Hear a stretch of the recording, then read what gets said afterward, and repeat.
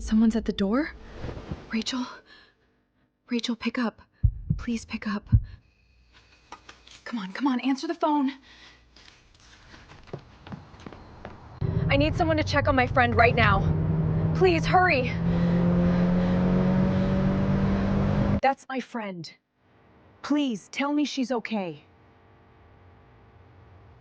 To understand how I ended up standing on that curb at 1 a.m, you have to go back 3 weeks. Back to a gold envelope sitting unopened on my kitchen counter, and a wedding invitation I never should have said yes to. The envelope sat on my kitchen counter for 3 days before I opened it. I knew what it was. The gold trim gave it away. My neighbor had gotten one too, and she'd already told me the date, the venue, even the color of the napkins. Everyone in town seemed to know before I did. Please join us as we celebrate the marriage of Rachel Simmons and David Cole. Rachel, my Rachel, the girl who held my hair back in college, the girl who drove 4 hours in a snowstorm when my dad died, the girl I trusted with everything. David, my husband of 3 years, until 8 months ago, when he packed 2 suitcases and told me he needed space to find himself. I hadn't known he'd found himself in Rachel's bed. I found out from a mutual friend at the grocery store, of all places. She'd said it like it was casual news, like she was telling me the price of eggs had gone up. Oh, you didn't hear? Rachel and David are together now. They seem really happy. I dropped a jar of pasta sauce on the floor. It shattered everywhere. Red glass and sauce splattered across the tile, and I just stood there, staring at the mess, unable to move. Now here I was, holding an invitation to their wedding, my hands shaking so hard the paper rattled. I should have thrown it away. Instead, I did something that surprised even me. I said yes. I told myself I was going for closure. I told myself I was strong enough to sit in a folding chair and watch my ex-husband marry my former best friend without falling apart. I was wrong. The ceremony was outdoors, string lights hanging between the trees, and Rachel looked stunning, in a lace dress I remembered her admiring in a magazine years ago, back when we used to plan our someday weddings together like teenagers. When she walked down the aisle, she looked right at me. Just for a second, her smile faltered. I smiled back anyway. I don't know why. Maybe pride, maybe spite. Maybe I just didn't want anyone to see me break. David never looked at me once. I made it through the vows. I made it through the applause. I made it through the first dance, watching the 2 people who had betrayed me sway together under the lights like nothing had ever happened. Then, during the reception, as I was slipping out toward the parking lot, a hand caught my wrist. Rachel. Her makeup was smudged, like she'd been crying, or trying not to. "Thank you for coming," she whispered. "I know what this cost you." "Don't," I said quietly. "Not tonight." She nodded, tears in her eyes, and let go of my wrist. I thought that would be the last real conversation we'd ever have. I was wrong about that too. 6 weeks passed. I started rebuilding. New apartment, new routine, a job promotion I'd been chasing for years. For the first time since the divorce, I felt like myself again. Then my phone rang at 11 at night, and Rachel's name lit up the screen. I almost didn't answer. My thumb hovered over the red button for a long moment. Curiosity won. "Hello, Hannah." Her voice was thin, shaky. "I need to ask you something, and I need you to actually listen before you hang up." "Rachel, it's late. Please." Something in her tone stopped me cold. She sounded scared. Not sad. Scared. "Fine. What is it?" There was a long pause. I could hear her breathing, uneven, like she'd been crying for a while. "I need a favor," she finally said. "And I know I have no right to ask you for anything. But it's about David. Something's wrong with him, Hannah. Something's really wrong." My stomach tightened. "What do you mean, wrong?" "I can't explain over the phone. Can we meet tomorrow? Please. I wouldn't ask if I had anyone else." I should have said no. Every instinct told me to say no. "Fine," I heard myself say. "Tomorrow. The coffee shop on 5th Street, 10 a.m. She let out a breath. Thank you. Thank you, Hannah. I hung up and sat in the dark for a long time, staring at nothing, wondering what on earth I had just agreed to. Rachel was already at the corner table when I arrived, hands wrapped around a cup of coffee she wasn't drinking. She looked like she hadn't slept in days. Dark circles, pale skin. She'd lost weight. Thanks for coming, she said as I sat down. You said something was wrong with David. Start talking. She glanced around the coffee shop, like she was checking for someone. Then she leaned forward, voice dropping to barely above a whisper. He's been lying to me. About everything. Our finances, where he goes at night. I found out 3 days ago that he's been taking out loans in my name. Big ones. I have no idea where the money's going. My pulse quickened despite myself. This wasn't the Rachel I remembered. That Rachel had always seemed so sure of everything. This Rachel looked like she was drowning. Why are you telling me this? She swallowed hard. Because you were married to him for 3 years. Because you know him better than anyone alive. And because... She hesitated, eyes filling with tears. Because I found something in his old email account. Something about you. Something from before your divorce. The room seemed to tilt slightly. What kind of something? She reached into her bag with trembling hands and pulled out a folded piece of paper. I printed it out. I didn't know how else to show you. Hannah, I think David did something to you. Something you don't even know about. She slid the paper across the table. I stared at it for a long moment before I made myself pick it up. The email was dated 14 months before David left me. It was between him and a man named Gregory Pierce, someone I'd never heard of. The insurance payout will be significant if we handle the paperwork correctly. She doesn't need to know about the policy changes. Just make sure everything's signed before the renewal date. My hands went cold. What insurance? I asked, my voice barely a whisper. What paperwork? Rachel shook her head. I don't know exactly, but I looked into it. There's a life insurance policy on you, Hannah. A big one, taken out right around that email. I found the account statements in a folder David thought was hidden. It's still active. He's still paying the premiums. The coffee shop noise faded into a dull hum around me. He still has a life insurance policy on me. We've been divorced for 8 months. That's not all. Rachel's voice cracked. There are more emails. Between him and Gregory, they talk about an accident, about timing. Hannah, I think he was planning something before you two split up. I think something happened that scared him off, or changed his plan, and that's when he suddenly wanted a divorce instead. I felt sick. Truly, physically sick. Why would you tell me this? I asked. You're married to him now. This could destroy your marriage.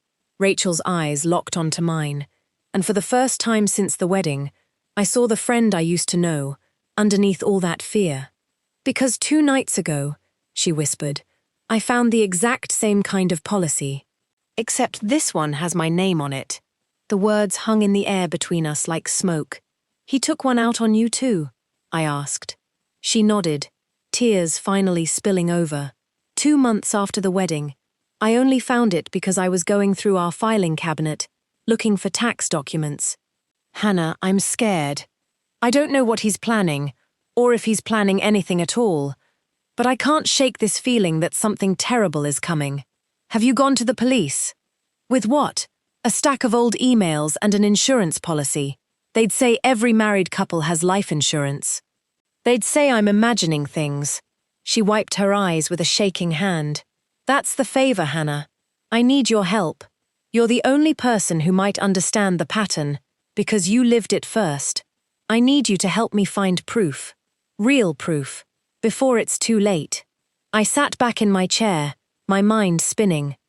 Every part of me wanted to walk away, to tell her this wasn't my problem anymore, that she had made her choice when she chose him. But another part of me, the part that still remembered midnight phone calls and shared secrets and a friendship that had once felt unbreakable, couldn't just leave her sitting there alone and terrified. What do you need from me exactly? I finally asked. Rachel reached into her bag one more time and pulled out a small flash drive, setting it gently on the table between us, like it might explode. "I need you to help me get into his private accounts," she said. "I need you to help me figure out what David is really planning." "I can't do this alone, because if I'm right, Hannah, I don't think I'm the only one in danger." She paused, glancing toward the coffee shop window, toward the parking lot outside, as if she expected to see someone watching. "I think you might still be a target too." I didn't sleep that night. I kept staring at the flash drive Rachel had given me, sitting on my kitchen table like a loaded gun. The next morning, I called in sick to work and drove to her house while David was away on a business trip. She said he took every few weeks, always vague about the details. Her house felt different than I expected. Smaller, somehow, despite being twice the size of my old place with David. Cold, even with the heat running. "I have his laptop," she said, leading me to the study. "He thinks I don't know the password, but I watched him type it in one night." Old habits. We sat together at his desk, and for a moment it felt strange, sitting shoulder to shoulder with the woman who married my husband, working together like we used to work on college projects a decade ago. The laptop opened to a stark desktop with barely any icons. Organized, controlled. That was David. Rachel navigated to a folder buried 3 levels deep, labeled with a string of numbers instead of a name. "This is it," she whispered. "This is where I found the policy documents." She clicked it open. My breath caught in my throat. There were folders inside, dozens of them, each one labeled with a different woman's name, and right there, near the top of the list, sandwiched between Rachel S. and a name I didn't recognize, was a folder labeled Hannah. My folder. Rachel's hand hovered over the mouse, shaking. "Do you want me to open it?" she asked quietly. I stared at my own name on the screen, my heart pounding so hard I could hear it in my ears, and realized I had absolutely no idea what we were about to find. Rachel clicked it open. Inside were files, so many files. Photos I recognized from years ago, financial documents I'd never seen, copies of my old insurance policies, notes in David's careful handwriting, scanned into digital documents. One note stopped us both cold. "Hannah, too cautious, checks accounts weekly, won't work unless slowed down first. Consider timeline extension. Revisit after remarriage established with backup." "Backup," Rachel repeated numbly. "He called me his backup." I felt the blood drain from my face as I clicked through more files, more notes, more names. There were at least 4 other women in those folders. Ex-girlfriends. A woman from his college years. I vaguely remembered him mentioning once. Each folder held the same pattern. Personal information, financial details, notes about habits and routines. "He's been doing this for years," I whispered. "Long before me." Rachel's hands trembled over the keyboard. "There's a folder here, labeled Current. It was modified 2 days ago." Neither of us moved for a moment. The cursor blinked over the folder name, waiting. "Open it," I said. She clicked. Inside was a single document, a spreadsheet, dates and numbers organized with chilling precision.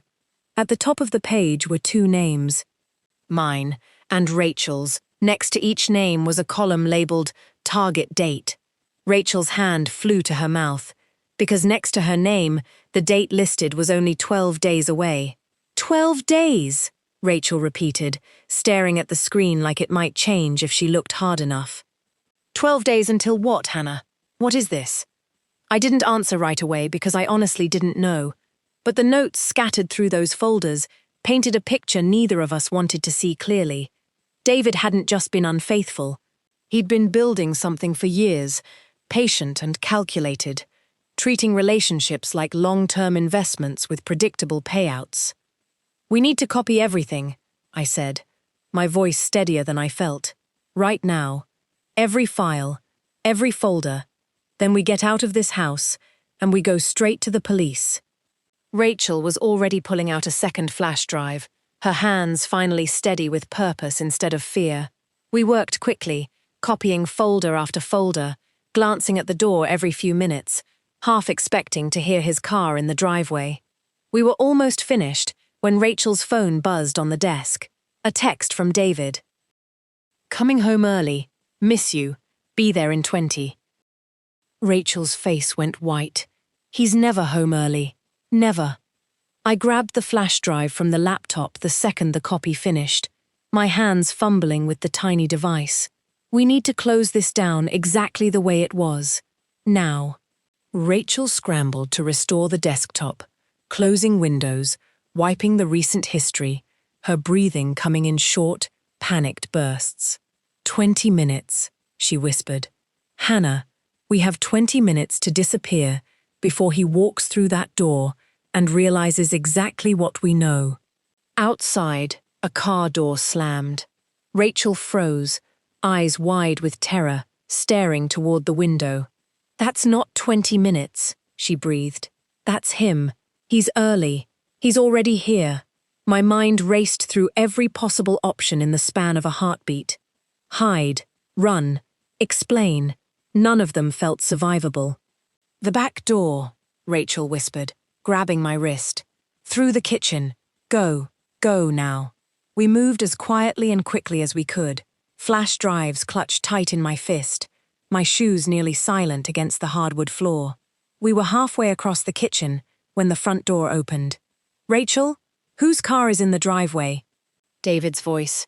Calm, casual, the same voice that used to say good morning to me every day for 3 years, now sending ice through my veins. Rachel squeezed my hand once, a silent apology, and stepped back into the hallway to face him, while I pressed myself against the kitchen wall, heart hammering. It's Hannah's, Rachel said, her voice remarkably steady. She stopped by to talk. Wedding stuff. Photos, actually. A pause.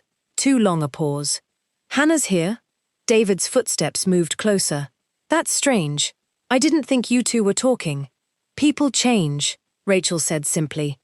I held my breath, pressed against the cool wall, praying he wouldn't walk into the kitchen, praying the flash drive in my sweating palm wouldn't slip and clatter to the floor. Then I heard it. Footsteps, coming directly toward the kitchen doorway. I had nowhere left to hide. I did the only thing I could think of. I stepped out from the kitchen with a bright, forced smile plastered across my face, holding up my phone like I'd been checking a text the whole time. David, I said, my voice miraculously calm. Rachel was just showing me some wedding photos. You two looked really happy. His eyes studied me for a long moment, something calculating behind that familiar face. For 3 years I had loved that face. Now it made my skin crawl. Hannah, it's been a while, he said slowly. I'm surprised to see you here. Rachel and I are trying to be friends again, I said. Life's too short to hold grudges, right? Something flickered behind his eyes, some small crack in his composure, but he smiled and let it go. Right, of course. I made small talk for exactly 90 more seconds, every second stretching like an hour, before excusing myself to leave. Rachel walked me to the door, and as we hugged goodbye, she pressed something into my palm. A folded note. He's suspicious. Get the drives somewhere safe. I'll call you tonight when he's asleep. Please don't go to the police without me. If he finds out before we're ready, I don't know what he'll do. Trust me one more time. I drove 3 blocks before I had to pull over, my hands shaking too hard to keep the wheel steady. That night, my phone rang at exactly midnight. I almost didn't recognize the voice on the other end. It wasn't Rachel. It was David. Hannah. His voice was different now. Quiet. Cold. Nothing like the man I'd spent 3 years loving. We need to talk. My blood turned to ice. Where's Rachel? She's fine. She's sleeping. A pause, heavy and deliberate. I know you two were on my laptop today. I know exactly what you found. I said nothing, my mind racing through every possible response, every possible danger. I want you to understand something, David continued, his voice unnervingly calm. None of this has to go the way you think it does. I've made mistakes, I know that. But if you go to the police with whatever you copied, you're going to regret it. Both of you. Is that a threat? It's a warning, he said. The kind I'm only giving you because, despite everything, I still care what happens to you. The line went dead before I could respond.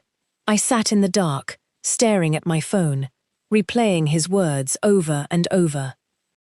I still care what happens to you. From the man who had a spreadsheet with my name on it and a target date next to Rachel's. My phone buzzed again. A text this time. Not from David. From Rachel.